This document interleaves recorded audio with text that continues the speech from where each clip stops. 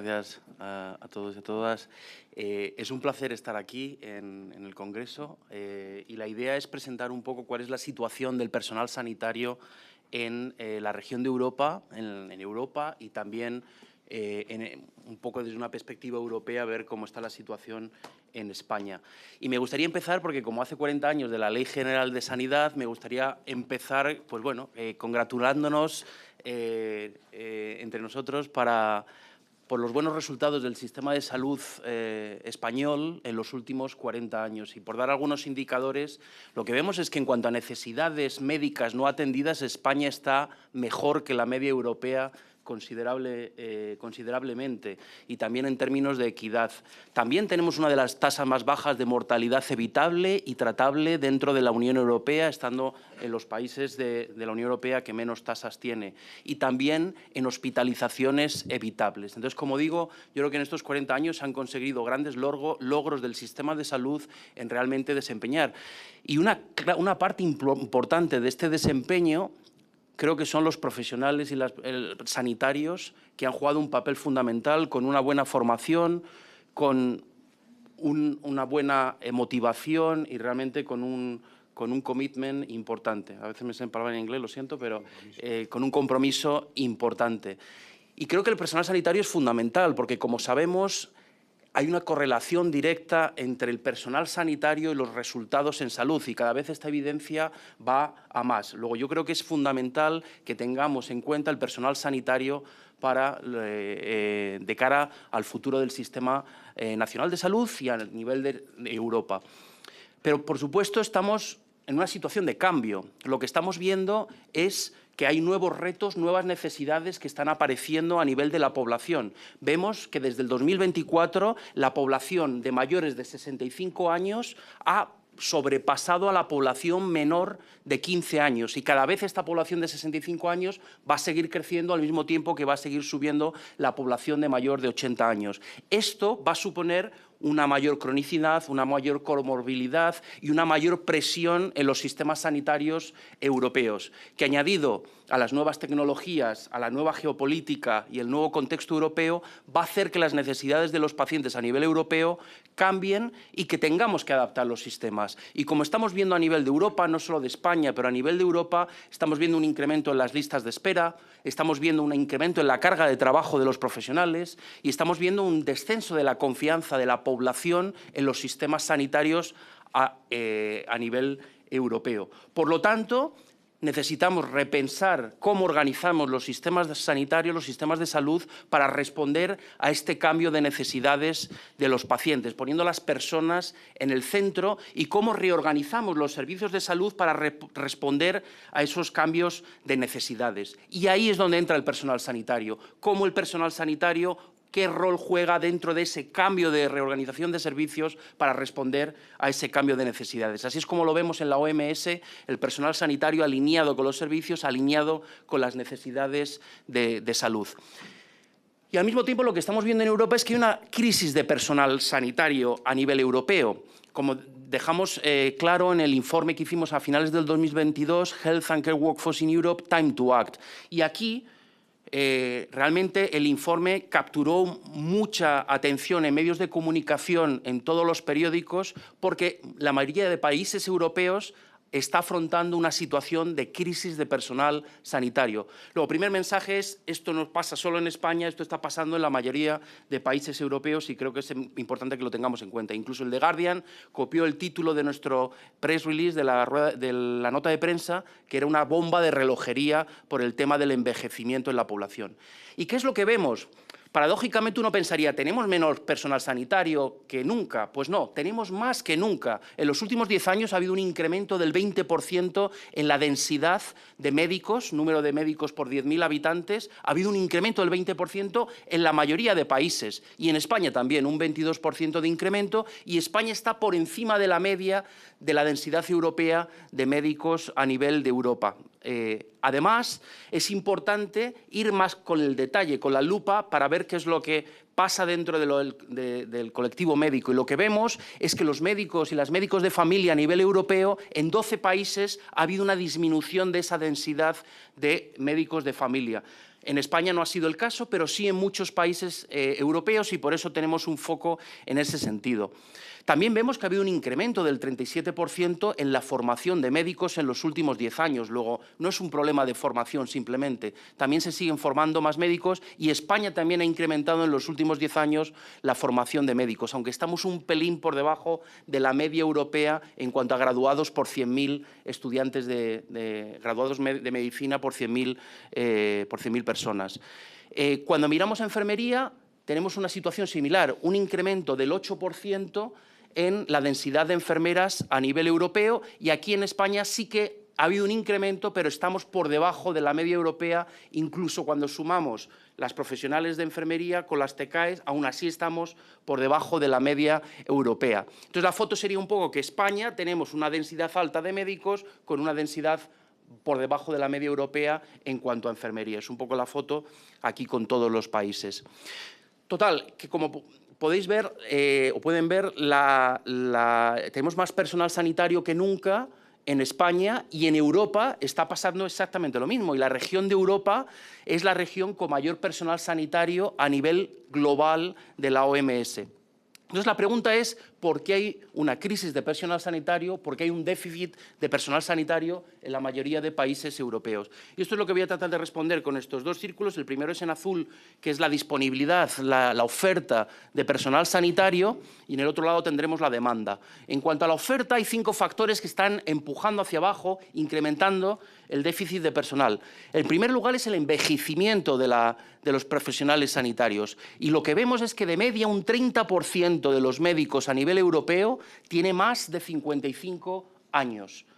Esto en algunos países es dramático. Italia, Israel, Alemania, Francia, tienen más de un 45% de los médicos con más de 55 años. Luego, en los próximos 5 o 10 años van a tener un tsunami de jubilaciones que realmente está tensionando el sistema sanitario y por eso lo llamamos una bomba de relojería en el artículo del The Guardian. Luego, esto es algo a tener muy en cuenta, el tema del envejecimiento. En cuanto a España, estamos en la media, en un 31%, casi prácticamente en la media. Pero es verdad que hay determinadas especialidades, como medicina de familia, que están especialmente envejecidas. Un 60% de los médicos de familia tienen más de 50 años. Por lo tanto, en el estudio que Beatriz Valcarce, que es un estudio excelente, cuando lo miramos a nivel europeo, no muchos países tienen esta serie de estudios de proyecciones a largo plazo de las necesidades de médicos, lo que vemos es que de los 5.500 médicos que en las proyecciones se ven que van a faltar en el 2029, una parte importante son médicos de familia.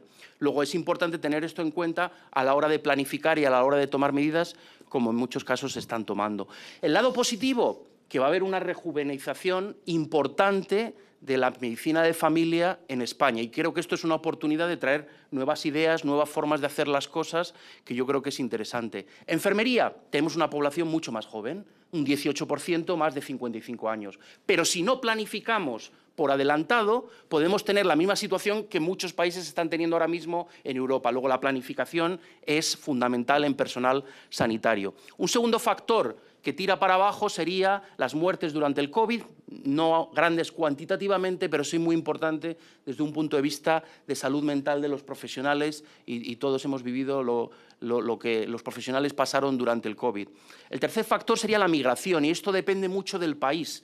Y aquí lo que me gustaría es presentar un poco los resultados de un informe que sacamos el año pasado sobre migración de médicos y enfermeras en Europa. Y lo que vemos es que ha habido un incremento del 58% en la migración de médicos y un incremento del 67% en la migración de enfermeras en los últimos 10 años. Y además se puede ver que es un incremento mantenido, sostenido. El 60% en el caso de los médicos que vienen de fuera de Europa y van fundamentalmente a 3 países. El primero, Reino Unido, el segundo, Alemania y el tercero, España. Y aquí es importante ver que España es el tercer gran reclutador de médicos no nacionales formados fuera de España a nivel europeo. Yo creo que esto es un mensaje importante y vienen fundamentalmente de Colombia, Argentina, Cuba y Venezuela. Por lo tanto, España es un importador neto de médicos a nivel europeo. se puede ver claramente que el flujo de salida de médicos es inferior al flujo de entrada de médicos que vienen de fuera de Europa. Yo creo que esto es importante. Muchas veces se oye que está saliendo mucho médico, pero la realidad de los números es que somos el tercer mayor importador neto a nivel europeo. ¿Que eso quiere decir que si no mejoramos las condiciones de trabajo más médicos se puedan ir por desafección? Correcto, pero yo creo que tenemos las medidas para tomar las medidas para que esto no pase y no aumenten los números. En cuanto a enfermería, yo creo que es importante ver que hay más o menos un equilibrio después del Brexit. Lo que pasó por la caída esa tan brusca fue el Brexit. Había mucha enfermería enfermeras trabajando en Reino Unido. Justo después del Brexit eso cayó dramáticamente. El cuarto factor es el trabajo a tiempo parcial. Cada vez más se valora más la vida familiar y laboral, trabajar menos horas tiene un aspecto positivo, porque como veremos luego, el trabajar más horas tiene consecuencias como peor salud mental, pero por otro lado hace que necesitemos más médicos para cubrir la demanda de profesionales que existen. Y esto es algo que tenemos que tener en cuenta cuando hacemos la planificación. No mirar lo que decimos en inglés headcounts a la persona, sino al full-time equivalent, a cuánto tiempo cada una de esas personas dedica a la profesión sanitaria. Y el último factor, que es muy importante, que no se hablaba nada antes del COVID, pero que ahora ha tomado una relevancia importante, es el tema de la salud mental. El año pasado, en noviembre, lanzamos el mayor informe, la mayor encuesta que se haya hecho en salud mental de médicos y enfermeras en la Unión Europea, Noruega e Islandia, 29 países, 120.000 respuestas. ¿Y qué es lo que vemos? Los resultados los tenemos aquí en el Lancet. ¿Qué es lo que vemos en cuanto a… Bueno, primero antes los resultados. Trabajamos conjuntamente con las 6 mayores organizaciones de enfermería y de médicos a nivel europeo, porque era una parte importante de trabajar conjuntamente con ellos. ¿Cuáles son los resultados? 1 de cada 3 médicos y enfermeras presenta síntomas compatibles con depresión. 1 de cada 3. Esto es una prevalencia 5 veces superior a la población general. De tal manera que nos lo tenemos que tomar muy en serio a nivel europeo. España está un pelín por encima de la media europea, pero muy cerca de la media europea. 1 de cada 4 médicos y enfermeras presenta síntomas compatibles con ansiedad. 1 de cada 4. Y de nuevo España está más o menos en la media europea. Y en torno a un 10% presenta ideas suicidas en el último año de que pasamos la encuesta. Luego, realmente preocupante también este factor. Y algo que en el análisis sale, que es interesante, es que los médicos y enfermeras jóvenes presentan peor salud mental que los que tienen mayor edad. Por supuesto, pueden influir las condiciones de trabajo, como este paper que sacó el European Junior Doctors y la Organización Médica Colegial, en la que se ve que el 80% de los residentes en España trabajan más de 48 horas semanales, que es la directiva, las 48 horas de la Directiva Europea en horas de trabajadas. 80%. Eso puede ser uno de los factores, pero puede haber otros factores que contribuyan. En cualquier caso, en el estudio no quisimos centrarnos solo en la foto de cuál es la situación en salud mental, sino también analizar cuáles son las causas que llevan a esa pobre salud mental, para que podamos incidir con políticas para mejorar esas causas. Y aquí tenemos en rojo los factores de riesgo y en verde una serie de factores protectores. Primer factor y más íntimamente asociado a una pobre salud mental, la violencia contra los profesionales sanitarios. Hace poco la Organización Médica Colegial sacó los datos y se vio cómo había aumentado en los últimos años los casos de violencia contra profesionales sanitarios.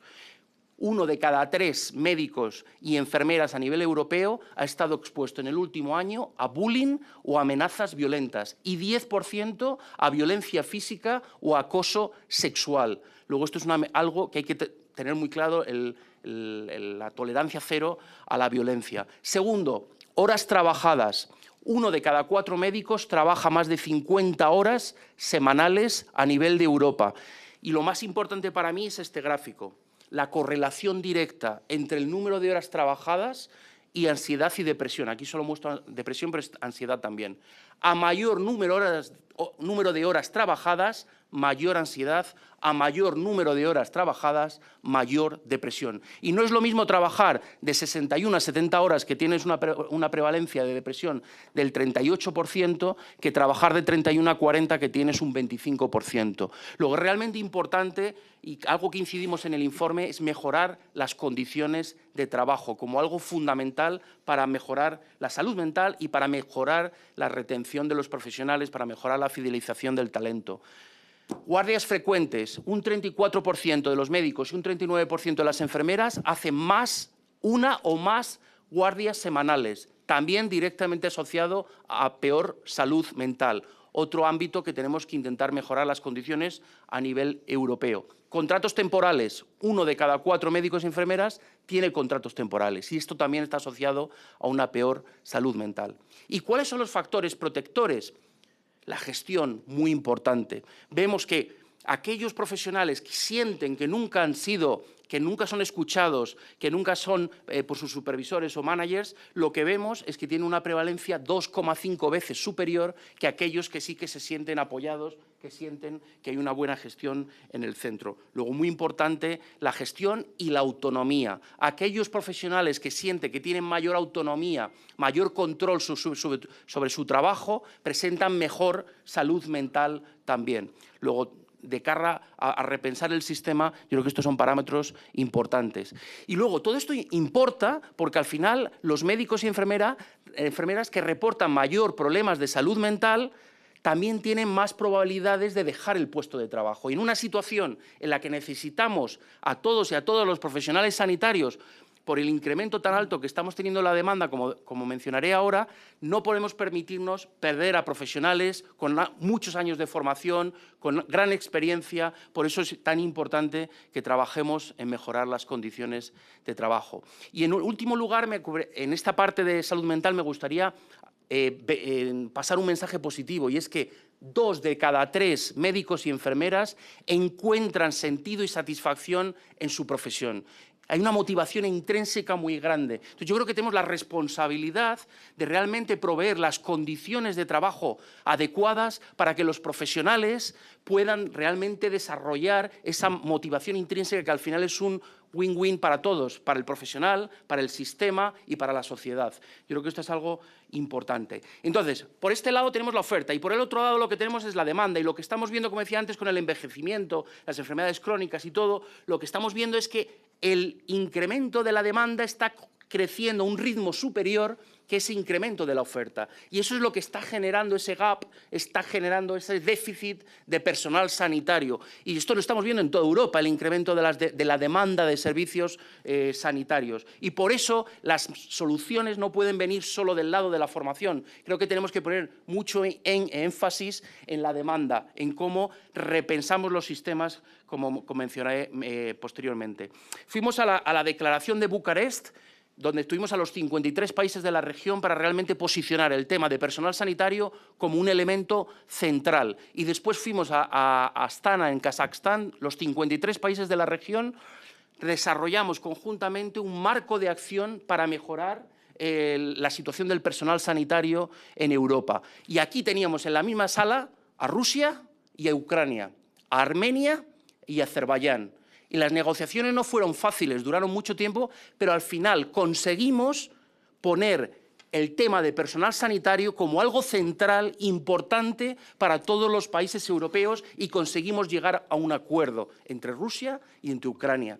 Y yo creo que esto también se traduce también a nuestra política nacional. Creo que el tema de personal sanitario es un tema central para la sostenibilidad del sistema sanitario a nivel europeo y español. Y creo que tenemos una oportunidad de todos los actores importantes de intentar unir fuerzas y de realmente pensar a largo plazo y ser responsables en cómo podemos mejorar la situación del personal sanitario. Soy consciente de la huelga de médicos que hay actualmente, soy consciente de las negociaciones del Estatuto Marco, creo que deberíamos llamar al diálogo y al intentar unir puentes para buscar soluciones por el bien de todos y todas de cara al futuro del sistema sanitario y de la población. Este es el marco de acción que tenemos, que desarrollamos entre todos. Central, retener, fidelizar el talento, como se dice en español.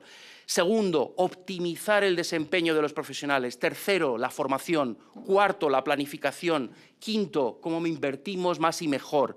Empecemos por el centro, fidelizar. ¿Cómo podemos mejorar las condiciones de trabajo?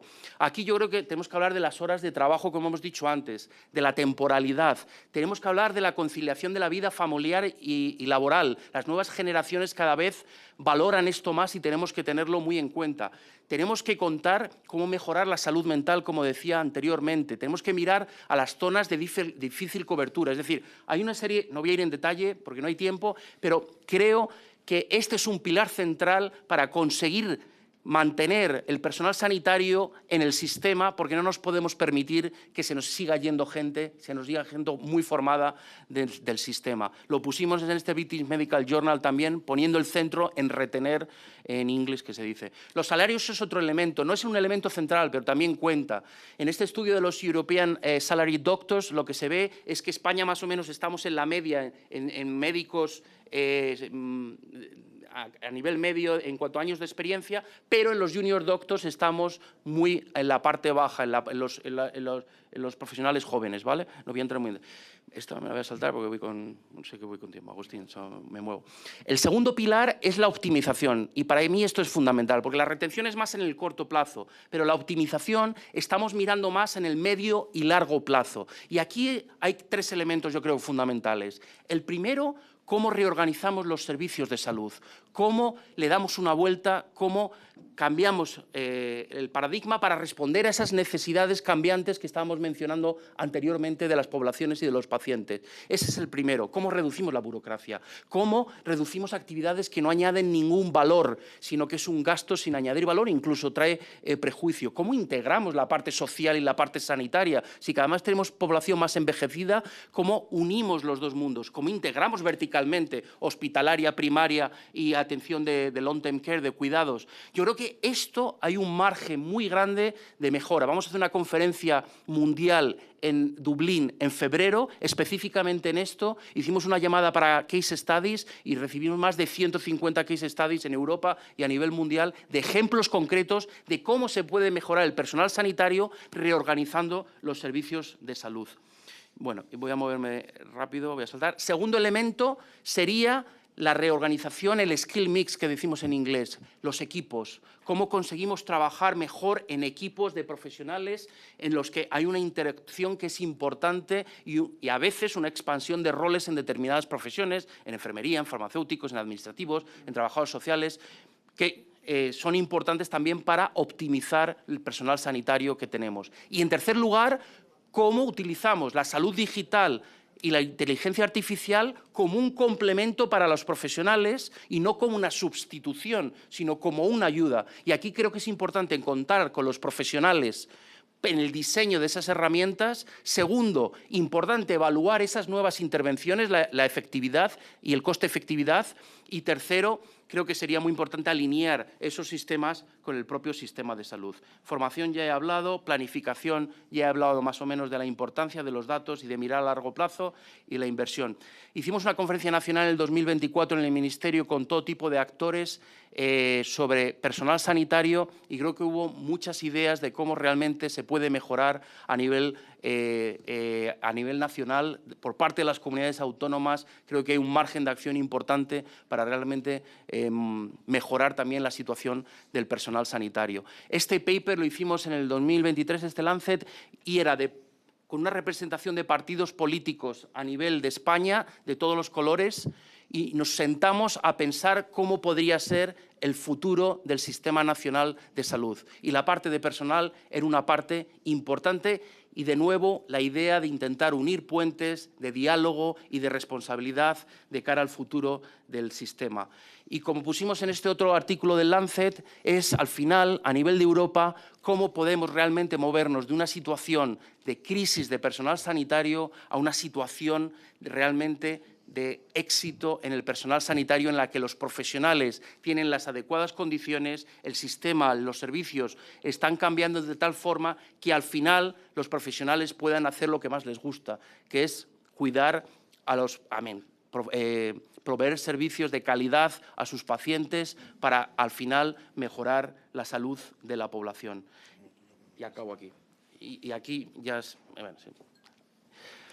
Muchísimas gracias, doctor Zapata. Vamos a empezar entonces la ronda, 5 minutos, Grupo Plurinacional Sumar. Gracias, presidente. Buenas tardes. Muchísimas gracias, Tomás Zapata, por venir, por contarnos con ese entusiasmo que siempre le caracteriza la situación en la que nos encontramos.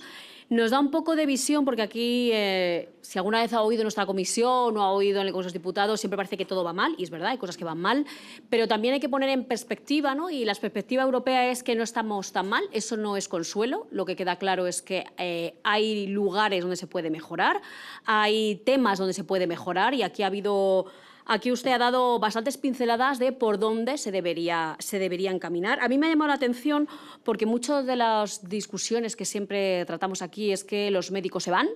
Bueno, pues parece que no se van tantos. Hablamos muchas veces de que faltan médicos. Bueno, parece ser que aunque tenemos densidad, que estamos dentro de la media, no va mal. Sin embargo, lo que nos faltan realmente son las enfermeras. Lo que hemos visto es que no falta tantos médicos porque se ha actuado antes, ¿no? Se ha empezado con el tema de la formación, uno de los pilares que estaba usted diciendo, y vamos a hacer que se incremente el número de plaza de médicos para que todas las estadísticas que estamos viendo estemos dentro de la densidad esperada. Y ahí va mi primera pregunta, ¿no? ¿Qué debemos hacer en el tema de formación? Porque es verdad que se están incrementando para que se estudie también en la pública, no tanto en la privada. En enfermería se está también intentando. ¿Esa manera es la adecuada para trabajar el tema de la formación? Luego hay un tema que nos llama mucho la atención, es el tema de la salud mental, ¿no? Yo ya había leído lo de la encuesta, los resultados. Está claro que hay que actuar. Yo creo, desde Sumar tenemos clarísimo que es uno de los pilares más importantes para esa retención o fidelización del personal sanitario. Y ahí quería preguntarle algo sobre buenas prácticas. ¿Qué país, algo que se parezca a nosotros? Porque nosotros al final tenemos un sistema totalmente descentralizado donde la mayoría de la gestión la llevan las comunidades autónomas. ¿Tenemos alguna buena práctica en la cual consigamos esa fidelización del talento cuidando esa salud mental que, como vemos, está bastante deteriorada en nuestros sanitarios? Y luego ha hablado de uno de los factores de riesgo de todo este tema, las condiciones de trabajo. Como sabrá usted, o si no, creo que sí, hay muchas iniciativas ahora mismo legislativas para mejorar condiciones laborales. Aquí hace bastantes años, desde el 2018, hay una iniciativa legislativa popular que ahora ya está aquí en la comisión, que estamos trabajando para el tema de dotación segura óptima de personal de enfermería. Como sabrá, el Ministerio está trabajando con la Organización Mundial de la Salud justo para eso, ¿no? Para ver qué horas, cuántos número de enfermeras y de TKs tiene que haber. Yo aquí quería preguntarle un poco sobre la dinámica médica. Los médicos no trabajan por ratios. Mi pregunta es si hay alguna parte, alguna iniciativa europea donde podamos fijarnos para también incluir a otro personal sanitario, como son los médicos en ello. Y, por último, usted ha hablado del Estatuto-Marco. Sabe que el Estatuto-Marco ha hablado de las guardias, el exceso de guardias, cómo se controla. Sabemos que hay una norma europea que usted ha dicho que no se respeta en muchas partes. ¿Qué países también tienen buenas prácticas en todo esto? Porque está claro que si hay poco médico, poca enfermera, les obligamos a trabajar de más. ¿Qué buenas prácticas hay para justo conseguir el bajar y por lo menos lo mínimo es cubrir la norma europea? Y usted ha hablado de esos 5 pilares interesantísimos. Me ha llamado mucho la atención, o por lo menos he prestado más atención que alguna vez que he escuchado, sobre optimizar el rendimiento, ¿no? Optimizar el rendimiento, esa reorganización de los sistemas sin decir más médicos, más enfermeras, sino trabajar, ¿no?, en un marco del equipo de salud y trabajar. Si me podría dar algún ejemplo, otras buenas prácticas dentro de un sistema parecido al nuestro que nosotros podamos pensar y podamos luego más tarde legislar. Y nada, simplemente darle las gracias de nuevo. Son necesarias estas evidencias, son necesarias que a veces alguien de fuera nos venga a decir un poco lo que se ve desde fuera y sin duda alguna será muy beneficioso escucharle y espero poder escucharle mucho más porque necesitamos mejorar la situación de los médicos, de las enfermeras, de todo el equipo y sobre todo mejorar nuestra reorganización, ¿no?, esa optimización. Así que sin más, muchísimas gracias y puede contar con el Grupo Parlamentario Sumar. Gracias. Muchísimas gracias. El Grupo Parlamentario Vox, por favor, tiene la palabra. Gracias. Pues, efectivamente, siendo muy interesante su intervención, doctor Zapata, sobre personal sanitario, quisiera aprovechar su presencia, más que para hablar del tema que ha traído, para hablar de usted como representante de la OMS. Porque, insisto, lo que ha traído hoy a la cuestión es un tema que veo que lo conoce con profundidad, pero a nosotros nos preocupan, a mi grupo, nos preocupan, digamos, las generales de la ley, y desde ese punto de vista me va a permitir un poco el atraco que le quiero intentar hacer. A donde quiero llegar es que a nosotros lo que nos preocupa es quién decide realmente hoy en día las políticas sanitarias y con qué grado de independencia se hacen.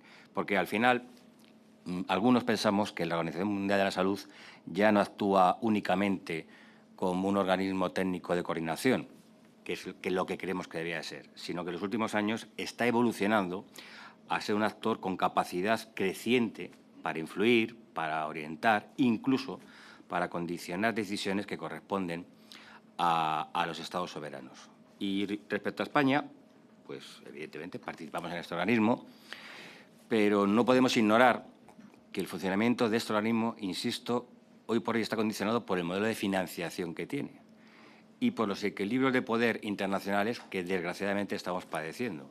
Claro, vemos un cambio claro. Mientras unos países reducen o se van o eliminan su aportación, otros aumentan de forma significativa su peso financiero. Ahí están los 500 millones de dólares por parte de China, que al final, algunos pensamos, es a donde quiero ir llegando, es que la salud global hoy en día es un espacio de influencia estratégica. Y claro, eso nos lleva a una cuestión, creo que incómoda, pero necesario, que es, ¿puede un organismo cuya financiación depende en gran medida de las aportaciones voluntarias, y hago así, voluntarias, ser neutral? Y eso me lleva a otra cuestión, la capacidad real que hoy en día tienen los Estados para responder. Miren, desgraciadamente, y usted lo ha dicho de alguna manera en su intervención cuando habla de la pandemia, claro, y el estudio, insisto, que nos ha presentado es excelente, pero es que la experiencia también reciente nos ha demostrado que en situaciones críticas, al final, cada Estado, desgraciadamente, ha tenido que apoyarse en sus propios recursos. Entonces, cuando fallan las cadenas de suministro, cuando se tensionan los mercados internacionales, ¿qué le voy a contar de lo que está pasando ahora mismo en Irán? Cuando la autonomía ya no es un concepto tan teórico, entonces aparece la necesidad. Y la necesidad, como se suele decir en los pueblos, es que hay que buscarse la vida. Entonces, España, creemos algunos, que debe de aspirar a ser soberano sanitariamente. Eso significa poder autoabastecerse en ámbitos estratégicos, como es la producción de medicamentos esenciales, en vacunas, en tecnología sanitaria, en capacidad industrial. Y hoy hablaba usted de personal. Sin dudar de los datos que ha traído, evidentemente creemos que no cada país tendrá que hacerlo a su manera. España debe de ser, tenemos que intentar ser soberanos para paliar ese déficit de personal que tenemos. Porque si no, al final quedamos expuestos a dependencias externas que creemos que comprometen su eficacia. La marcha de Estados Unidos, de la OMS, y eso es algo que me gustaría que me diera su opinión al finalizar, creemos que efectivamente su repliegue ha sido una pérdida relevante para el equilibrio del sistema mundial de salud. Pero, claro, en el caso nuestro, además, arrastramos un exceso de burocracia, una fragmentación normativa tremenda, una complejidad administrativa que es una locura, que al final, claro, coexisten los múltiples sistemas sanitarios que tenemos. Y todo eso es un freno. Así que, ya desde la definición de lo que algunos pensamos, que no es mi intención que lo comporta, me gustaría hacerle alguna pregunta más concreta. A ver, desde su experiencia en el tiempo que lleva la Organización Mundial de la Salud, ¿usted qué mecanismos cree que debería proponer la organización para asegurar, insisto, que las recomendaciones sean recomendaciones exclusivamente técnicas, sin entrar en grandes definiciones globalistas, o sea, para que se adapten a la realidad institucional, a la realidad presupuestaria de cada nación? Porque algunos pensamos que eso no es así, y evitando esos enfoques globalistas. Esa sería un poco la primera pregunta. La segunda, ya sé que no es del todo su terreno, pero usted me ha hablado también de flujos. ¿Qué evidencia científica cree que maneja ahora mismo la OMS sobre los flujos migratorios y, sobre todo, la vigilancia y el control de las enfermedades infecciosas en los sistemas sanitarios europeos? Porque, claro, lo que es una realidad, insisto, es que esos flujos migratorios van a más, pero necesitamos esas recomendaciones específicas para la detección precoz o para la cobertura vacunal que no nos genere brechas en nuestra salud pública. Y, finalmente, y como parte de la intervención que he hecho, ¿cuál cree que usted, a su entender, que debería ser el modelo de financiación de la Organización Mundial de la Salud? Porque ya le he dicho que el que actualmente hay, que es la aportaciones voluntarias, creo que es un gravísimo error. Lo siento por el atraco, pero no podía evitar su presencia y de nuevo, enhorabuena por su intervención. Muchas gracias. Por el Grupo Parlamentario Socialista, por favor. Gracias, presidente. Doctor Zapata, muchas gracias por su comparecencia. Creo que su trayectoria en la OMS precisamente nos aporta una visión especialmente útil, porque lo que aporta la OMS es algo bastante básico, datos comparados y evidencia científica sobre lo que está funcionando en otros países. Renunciar a la OMS, bajo mi punto de vista, no nos daría más soberanía, sería una irresponsabilidad que nos llevaría a tomar peores decisiones como país. Pero bueno, nos ha planteado algo clave, que es que esta crisis no es coyuntural, es estructural por las necesidades y por el contexto actuales y no se puede abordar pues, con soluciones simples. Decía que vivimos una crisis de personal sanitario en el momento en el que más profesionales tenemos en el sistema y nos ha comentado que no es suficiente con formar más, con ampliar plazas, que es imprescindible mejorar las condiciones laborales porque esas condiciones afectan a la salud mental de los profesionales. Nos ha dado datos de que una parte muy importante de estos profesionales presenta síntomas de burnout, de depresión, de ansiedad y que hay un riesgo de suicidio por encima de la media de la población, lo cual es inaceptable en un sistema que tiene que cuidar también de quienes cuidan. Nos ha explicado las causas que tienen que ver con la sobrecarga de horas, el aumento de las agresiones, la temporalidad o las guardias. En definitiva, no es que falten profesionales, es que los que tenemos no pueden sostener el sistema en estas condiciones. Y sobre este tema me gustaría plantearle una cuestión, porque la compañera del Grupo Sumar ya le ha preguntado por casos de buenas prácticas en otros países, y es si existen evidencias sobre diferencias de género en este impacto, porque es un sector muy feminizado y hay factores como la parcialidad, la conciliación o la carga de cuidados que podrían afectar a priori. Por otra parte, nos ha dejado patente que una parte importante del problema es organizativa. Hay que ver cómo se organizan los servicios o qué tareas realizan los profesionales, porque su tiempo a veces se diluye en procesos, en burocracia o en circuitos que no siempre aportan valor y esto provoca falta de disponibilidad real, un mal funcionamiento del sistema y también genera malestar y frustración a los sanitarios y sanitarias. En algunos territorios estamos viendo iniciativas para reorganizar el sistema, para integrar mejor lo sanitario y lo social, como comentaba, o para adaptar el papel de los distintos perfiles profesionales en equipos multidisciplinares. Yo vengo de Cataluña, por ejemplo, tenemos iniciativas como el Kairos. Me gustaría conocer su opinión sobre este tipo de modelos que dan mayor autonomía a cada centro sanitario para organizar las tareas según las necesidades de cada centro, a cambio de resultados en listas de espera, en calidad del servicio o en la satisfacción de los pacientes. Y también, ¿qué indicadores considera claves para evaluar estos cambios? ¿Qué deberíamos estar midiendo de manera periódica para ver si las medidas que se toman funcionan, tanto las organizativas como las de condiciones laborales? Y una última cuestión sobre planificación y distribución de profesionales.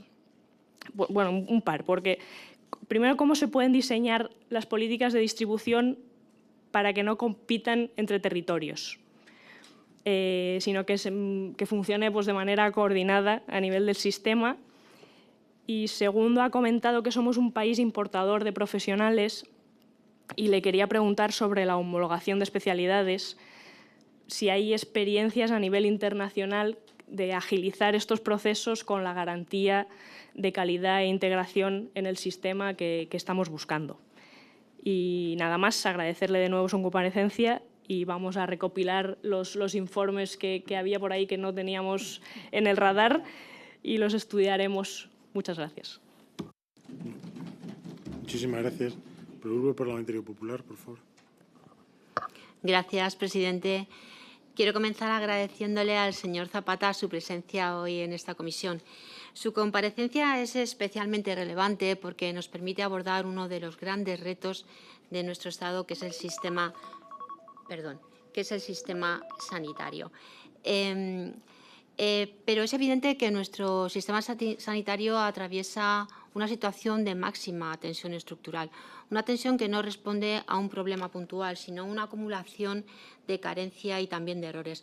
El ejemplo más reciente lo hemos visto en el proceso MIR de este año, un proceso que debería de ser sinónimo de excelencia y que, sin embargo, ha generado incertidumbre, problemas de gestión y dudas de la capacidad de planificación del sistema.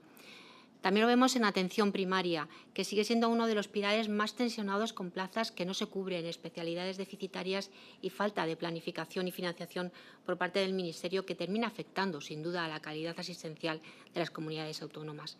A esto se le suma un contexto normativo especialmente complejo. Por un lado, la reforma del Estatuto Marco, que está generando un clima de profundo malestar en el sector, y, por otro lado, la apertura de una posible reforma de la Ley de Ordenación de Profesiones Sanitarias, sin haber cerrado aún los problemas del marco anterior. Miren, el sector sanitario está tan perjudicado que los médicos de toda España se están movilizando en una semana más. Una huelga donde se acusa a la ministra de mentir y de manipular. Y tanto es así que los propios médicos hoy han pedido que abandonen las negociaciones por no considerarla una interlocutora válida. Y es que el sistema sanitario no necesita una ministra dividida entre el Ministerio y una candidatura, sino una responsable plenamente dedicada a desbloquear esa crisis, que es lo que realmente merece nuestro sistema sanitario. Desde el Grupo Popular queremos plantearle, si me lo permite, algunas cuestiones. Usted, como bien sabe, y lo ha hecho referencia, Europa atraviesa una crisis profunda en materia de profesionales sanitarios, no solo por falta de médicos y enfermeras en términos absolutos, sino porque los factores que limitan su disponibilidad real y su permanencia en el sistema están superando cualquier capacidad de respuesta a corto plazo. Usted es un firme defensor de que no solo hay que tener más profesionales, sino que hay que reformar desde la raíz los modelos de planificación, de organización y de condiciones laborales, con el objetivo de fidelizar, nos lo ha comentado antes, pero yo quería preguntarle cómo hacerlo en España cuando, según los estudios de las necesidades del Ministerio, tenemos un déficit de más de 4.500 plazas de médicos. Con este déficit de médicos, pero también podríamos hablar de enfermeras, ¿cómo valora desde la OMS que España pueda planificar sus recursos humanos y mejorar sus condiciones de trabajo? Hoy los médicos en España comienzan, como hemos dicho antes, una tercera semana de huelga. ¿Cómo valora esta situación desde la OMS y si considera que la ministra de Sanidad está actuando correctamente en este conflicto? Usted también nos comenzaba hablando de grandes logros y de cambios de necesidades, y me gustaría incidir en atención primaria y las plazas sin cubrir. ¿Qué medidas cree que serían necesarias para hacer atractivas estas especialidades y garantizar su cobertura en todo el territorio? ¿Cómo proponen mejorar las condiciones de trabajo en los profesionales sanitarios a propósito de lo que nos ha expuesto de la alta prevalencia de los problemas de salud mental? También me gustaría, si me lo permite, preguntarle desde una perspectiva comparada, ¿hayan identificado en otros países modelos concretos o prácticas concretas que podrían servirnos de referencia para mejorar la planificación del personal sanitario en España? Y, por último, y en una cuestión de fondo, en un contexto marcado por reformas normativas y tensiones laborales, ¿cree que el liderazgo político y la gestión en los últimos años han contribuido a generar un entorno estable en este sistema sanitario o más bien han incrementado esa tensión e incertidumbre en los sanitarios? Porque, mire, señor Zapata, le preguntamos todo esto porque además de identificar los problemas de nuestro sistema, lo importante también es avanzar, y usted lo ha dicho, hacia soluciones reales que protejan a los sanitarios, que protejan a los trabajadores y que protejan a los usuarios finales. La realidad es que la sanidad necesita estabilidad y no la tiene en este momento. Precisa seguridad, estabilidad para los sanitarios y profesionales que cada día sostienen el sistema con dedicación y con vocación, y demasiadas veces con incertidumbre y también con preocupación. Profesionales que no piden privilegios, sino condiciones dignas para desarrollar su trabajo con certidumbre, confianza y también garantías. Seguridad y estabilidad para los pacientes, porque detrás de cada cita hay una persona, hay una familia, hay una preocupación que a veces se hace demasiado larga y en ocasiones, ¿por qué no decirlo, señor Zapata?, angustiosa. En definitiva, estabilidad en la planificación y organización de nuestro sistema, porque la sanidad no puede vivir en el corto plazo ni en la improvisación. Eso no cabe. Necesita bases firmes, necesita consenso y visión de futuro. Y usted ya ha hecho, como digo, referencia a ello en su comparecencia. Desde el Partido Popular proponemos un debate sereno, un debate coherente, que devuelva la confianza, que garantice esa atención sanitaria ágil y de calidad para las personas. Así es que, sin más, señor Zapata, agradecerle su comparecencia en esta comisión, así como su predisposición a responder a nuestras preguntas. Muchísimas gracias. Muchísimas gracias. Tenemos 6 minutos. 6 minutos. ¿Me pongo el cronómetro? Tenemos 6 minutos. Vamos a poner 5 aquí. Vale. Pero bueno, Bueno, en primer lugar, muchísimas gracias por todos los comentarios. Voy a intentar, es imposible abordar todos, pero algunos así. Salud mental, buenas prácticas. Lo que vemos en el estudio que hemos hecho es aquellos países que tienen mejores condiciones de trabajo en cuanto a horas trabajadas, guardias, Suecia, Noruega, países nórdicos, son los que están en la parte baja, que tienen una mejor salud mental. Luego la correlación se aplica a ese nivel también. Entonces, buenas prácticas, Suecia, Dinamarca, que uno mira las horas trabajadas de los médicos, de las enfermeras, y son mucho menores que en otros países de la Unión, donde se ve que la situación es peor. Aquí me gustaría resaltar una cosa. Tenemos un proyecto de la Unión Europea trabajando con Karolinska Hospital, el Hospital de Karolinska, que, como saben, es el hospital que en la revista Newsweek siempre sale el primer hospital europeo en los rankings mundiales. Estamos trabajando con ellos y el otro día, hablando con el CEO, ellos no tienen guardias de 24 horas. El Hospital de Karolinska acabó con las guardias de 24 horas porque entendieron que era un modelo obsoleto desde el principio del siglo XX, que empezó en Estados Unidos en los hospitales de aquella época, y entienden que es un mejor modelo trabajar menos horas, que es mejor para la seguridad del paciente, es mejor para los profesionales y es mejor para el sistema. Luego, esto es lo que me refiero con el tema de la reorganización, que es posible pensar las cosas de otra forma. El cambio es complicado porque siempre va a haber resistencias, pero creo que es posible y es importante. Y creo que a nivel de la regulación a nivel central, pero también a nivel de las comunidades autónomas, creo que se puede trabajar en estas líneas. Y yo creo que algo es muy importante, es evaluar bien el impacto de estas políticas. Si se baja el número de horas, ¿cuál es el impacto en temas de salud mental? ¿Cuál es el impacto en productividad? ¿Cuál es el impacto en resultados de salud? Creo que muchas veces implementamos políticas, pero no medimos bien el resultado y si los medimos bien, eso nos podría abrir otras ventanas de oportunidad para seguir trabajando en reformas. Voy a ir muy rápido porque no da tiempo, pero alguna cosa más. Vox... en cuanto a la Organización Mundial de la Salud, sistema de financiación, eso es lo que nosotros queremos precisamente. Nosotros anteriormente, hace muchos años, el 80% de la financiación era de los Estados miembros. Eso posteriormente, a lo largo del tiempo, como se cortó, se congeló la financiación de los Estados miembros, eso ha hecho que seamos dependientes de contribuciones voluntarias. De tal manera que ahora mismo el 20% de la contribución viene de Estados miembros, de contribuciones obligatorias, y el 80% de contribuciones voluntarias. Esto, el doctor Tedros, el director general, lo hizo muy claro en su mandato.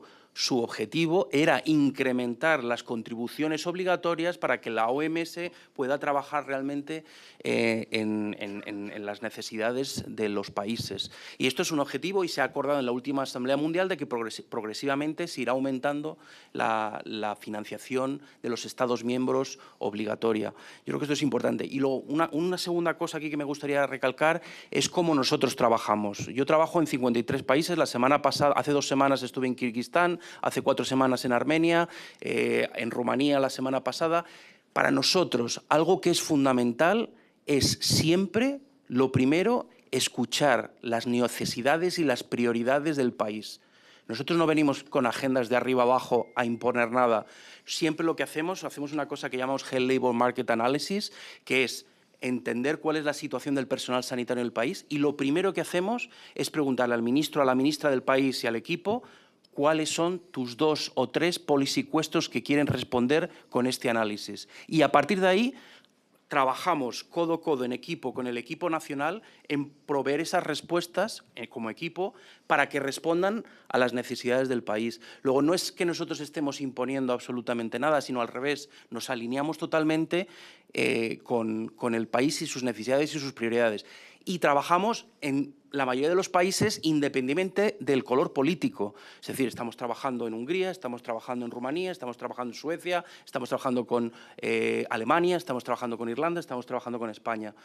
A mí me gustaría recalcar eso. Y luego, a nivel de urgencias, de emergencias, creo que es importante valorar el papel de la OMS, porque en un momento de caos como fue la pandemia del COVID, creo que es fundamental que haya un organismo que sea capaz de aunar a todos los estados, a todos los miembros y definir cuál es el caso, definir las medidas, porque es que si no, al final, cada país va a tirar para un lado, y yo creo que eso, que en el Pandemic Treaty que se está negociando y que se llegó a un acuerdo, creo que al final es importante que haya un organismo internacional de coordinación multilateral que sea capaz de aunar y de responder de una forma efectiva, y de todo se puede aprender. Ha habido un informe, una evaluación del COVID, se hicieron cosas muy positivas, otras que se pueden mejorar, pero creo que estamos en esa actitud de realmente intentar ver lo que se ha hecho con datos e intentar mejorar de cara al futuro. Y, por supuesto, lo que nos gustaría es que los Estados miembros se comprometiesen a tener una mayor financiación.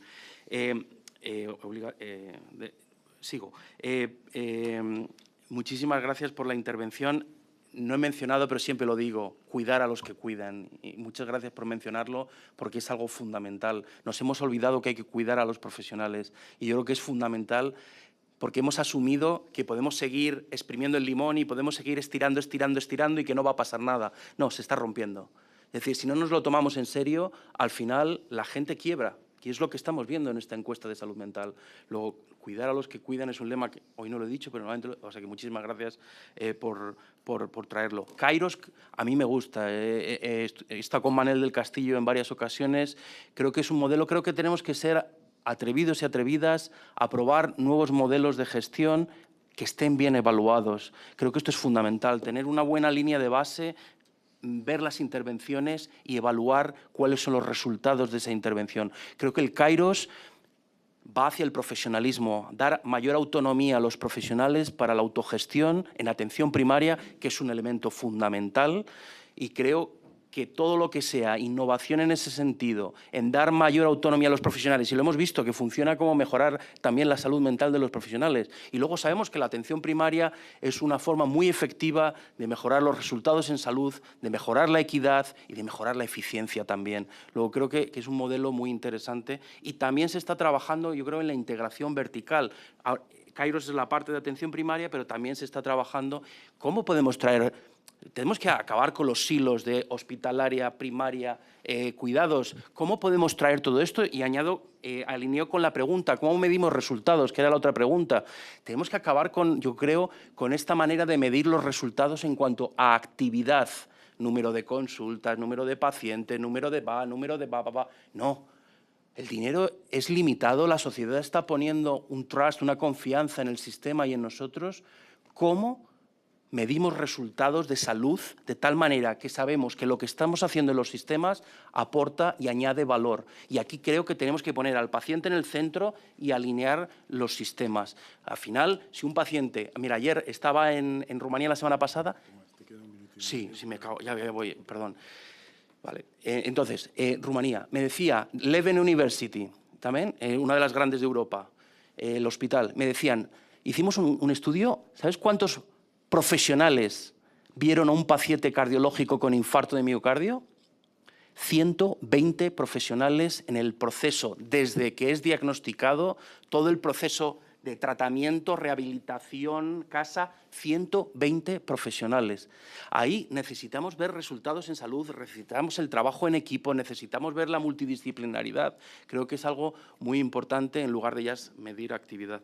Y luego, voy a la última, Estatuto Marco, huelga.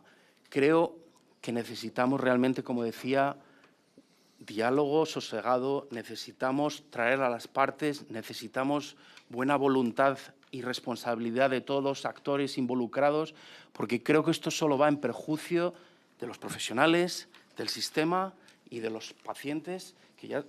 Entonces, realmente creo de verdad que si estamos pensando en un sistema sanitario de futuro, tenemos una ocasión con el Estatuto Marco de definir las reglas. El Estatuto último era del 2003. Ha cambiado todo muchísimo en estos últimos 23 años. Necesitamos un nuevo marco y necesitamos que todos los profesionales estén involucrados en las soluciones. Y creo que es hacia dónde tenemos que ir. ¿Cómo hacerlo? No lo sé, pero creo que hace falta diálogo, ser capaces de sentarse y ser capaces de llegar a acuerdo, porque si no, al final, todos y todas vamos a salir perjudicados. Y yo soy médico de familia, entonces para mí es fundamental, estamos trabajando en muchas otras cosas que no he mencionado sobre cómo mejorar la atención primaria y la medicina de familia y la enfermería de familia a nivel europeo. Necesitamos enamorar a las nuevas generaciones en pensar que ser un médico o una médica de familia es algo que aporta un valor fundamental a la salud de los pacientes, que estamos proveyendo una atención eficaz, eficiente y equitativa, que cohesiona el sistema y que muchos de estos resultados, y acabo como empecé, de unmet need, de hospitalizaciones inevitables, la atención primaria ha jugado y juega un papel fundamental. Yo creo que tenemos que ir por ahí. Y lo último que comento es, presento en Helsinki en 2 semanas en la Asociación Europea de Hospitales Universitarios. ¿Sabes qué dice la estrategia? Era una slide que tenía. ¿Qué dice la estrategia de los grandes hospitales de Europa? Charité, Leuven, Vall d'Hebron. ¿Qué dicen? Tenemos que movernos from hospital to community, to primary care, from treatment to prevention, from analogical to digital, from hospital to primary care, el primero. Se han dado cuenta que no es sostenible seguir inflando los hospitales porque es absolutamente insostenible manejar el incremento de demanda que está habiendo su presidente. Entonces, tenemos que realmente invertir en personal sanitario. Tuvimos un policy dialogue con Reino Unido, que su reforma del NHS va por el mismo camino. ¿El problema cuál es? Que es lo mismo que en España. Si tú miras los 10 últimos años, ¿cuánto ha crecido el personal de urgencias en España? Un 30%, médicos. ¿Cuánto ha asumido los hospitales? Un 25%. ¿Cuánto ha subido el personal sanitario de médicos de familia? Un 5%. Y esto no es España, esto es Reino Unido, esto es muchos países. Luego, si hablamos realmente de una atención primaria fuerte, realmente metámosle pasta, metámosles recursos personales. Y acabo, perdón. Perdónanos tú a nosotros que... Perdón. No habíamos previsto estas cosas. Acto Pasos Perdidos, oficial, Funcas, Ernest Lluch, para el otro acto. Nos vemos ahí en Londres. ¿No? Que no. Tomás, ¿no? Pero sí.